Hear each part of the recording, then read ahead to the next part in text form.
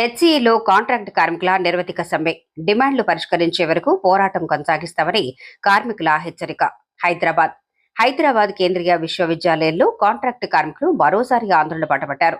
తమ దీర్ఘకాలిక డిమాండ్లను పరిష్కరించాలని డిమాండ్ చేస్తూ వర్సిటీ పరిపాలనా విభాగం ఎదుట నిరవధిక సమ్మెకు దిగారు. దశాబ్దాలుగా తాము ఎదుర్కొంటున్న సమస్యలను పరిష్కరించడంలో యాజమాన్యం నిర్లక్ష్యం వహిస్తుందని కార్మికులు ఆరోపించారు.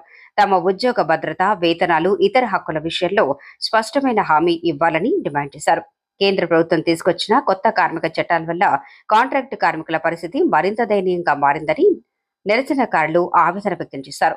ఈ చట్టాల అమలుతో ఉద్యోగ భద్రత తగ్గిపోవడంతో పాటు కార్యాలయంలో తమకు ఉన్న రక్షణలు కూడా బలహీనపడ్డాయని ఆరోపించారు.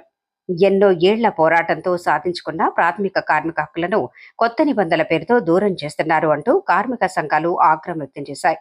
కొత్త కాంట్రాక్టర్పై కార్మికుల అసంతృప్తి. ఇటీవల వర్సిటీలో కొత్త కాంట్రాక్టర్ బాధ్యతలు చేపట్టిన తర్వాత సమస్యలు మరింత పెరిగాయని కార్మిక సంఘాలు పేర్కొన్నాయి. కొత్త కాంట్రాక్టర్ కార్మిక చట్టాల్లోని నిబంధనలు ఆధారంగా చేసుకుని గతంలో తమకు అందిన ప్రయోజనాలు, హక్కులను తొలగిస్తున్నారని ఆరోపించారు. కార్మిక సంక్షేమాన్ని దృష్టిలో పెట్టుకుని వెంటనే చర్యలు ప్రారంభించాలని వర్సిటీ యాజమాన్యాన్ని కోరారు.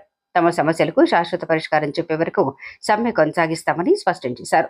డిమాండ్లు నెరవేరే వరకు వెనక్కి తగ్గేదే లేదు. యాజమాన్యం తక్షణమే స్పందించి చర్యలకు రావాలి అని కాంట్రాక్టర్ కార్మికులు డిమాండ్ చేశారు.